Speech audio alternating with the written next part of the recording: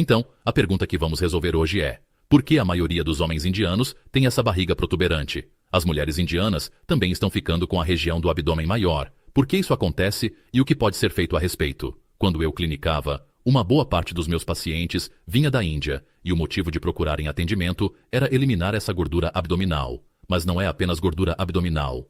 Há um enorme componente de problemas digestivos. Sempre que alguém tem barriga, também vai ter fígado gorduroso. E, quando você aprofunda o tema dos problemas digestivos na Índia, bem, nós realmente não sabemos. É desconhecido.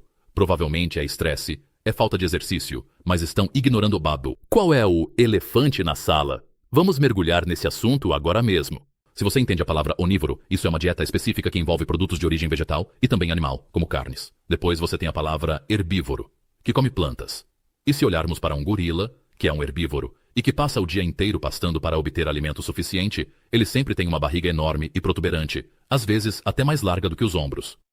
Agora, se compararmos com um chimpanzé, que é onívoro, ele come outros animais e carne, além de plantas. Os chimpanzés têm abdômenes planos. Temos uma cabra chamada Billy.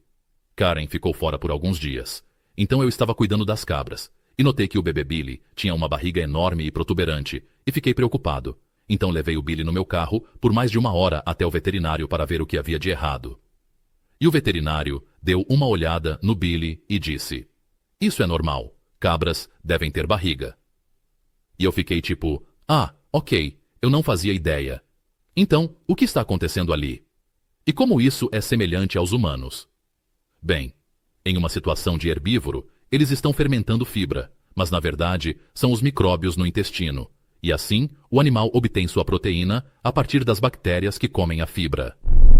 Certo, porque bactérias são cerca de 60% proteína, o que então pode ser absorvido pelo herbívoro, porque esses animais não conseguem digerir a fibra diretamente. De todos os países do mundo, a Índia consome a menor quantidade de carne animal. Eles estão tendo fermentação em excesso no intestino delgado.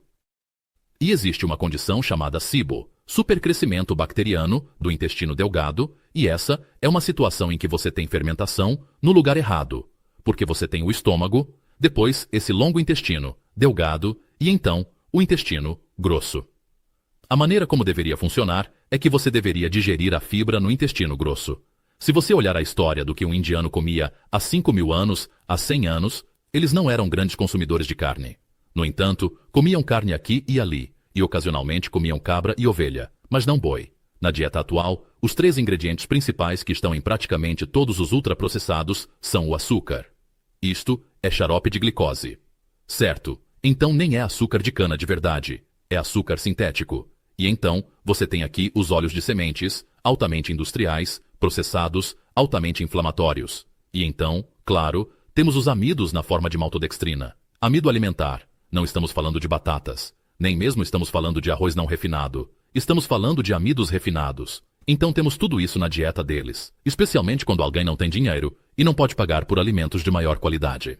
E assim, se adicionarmos isso à mistura agora, começamos realmente a degradar o revestimento do estômago a ponto de você poder ter úlceras, algo chamado gastrite. E é quando começamos a comer alimentos lixo e enfraquecemos o sistema que aquele micróbio entra em ação e começa a provocar um desgaste daquele revestimento mucoso no nosso estômago. Suspeite que seja H. pylori, e o H. pylori tem uma estratégia muito interessante para ajudá-lo a sobreviver, reduzindo o ácido do seu estômago. Então ele começa a produzir amônia, e isso altera o pH do seu estômago, de modo que agora ele consegue sobreviver. E aí você fica com um estômago que já não é ácido, então tente digerir agora, certo? E agora você não consegue eliminar os micróbios, sem falar que muitas pessoas tomam antiácidos, o que enfraquece ainda mais o sistema, e isso pode até aumentar o risco de contrair H. pylori. E então, quando um gastroenterologista olha para você, eles não encontram nada. Então, simplesmente tratam você. Eles não são treinados em dieta ou terapia alimentar. Essa é a grande omissão. Dito isso, como corrigimos esse problema? Qualquer coisa que esteja causando inchaço em você não é boa para você. Elimine isso do teste. Não coma de novo. E isso pode envolver vegetais ricos em fibra. Também pode envolver frutas. E muitos desses grãos também são muito ricos em ômega 6. Então isso vai gerar inflamação. Agora, a outra coisa que eu faria, em paralelo a isso, é não fazer lanches entre as refeições. Eu faria jejum intermitente, porque isso vai instantaneamente dar uma pausa ao seu sistema digestivo, uma chance de cicatrizar. Agora, o interessante sobre carne. Existe algo chamado dieta carnívora. Não estou dizendo para você fazer. Não estou dizendo para você não fazer. Mas muitas pessoas fazem a dieta carnívora para curar o intestino. Porque você elimina todas essas outras fibras que estão irritando o estômago inflamado.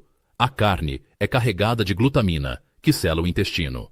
Eu tentei ser vegetariano e tive muito inchaço porque na minha cabeça pensei: uau, você precisa de fibra para eliminar. E isso é absolutamente, positivamente, não verdade. Agora, quer você vá fazer a carnívora ou não, por motivos religiosos ou o que for, você deve começar a introduzir mais proteína. E isso pode ser peixe, ovos, coisas assim.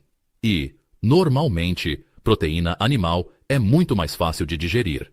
Então, o que estou dizendo para você fazer é limpar os carboidratos refinados. Ok, veja como isso vai.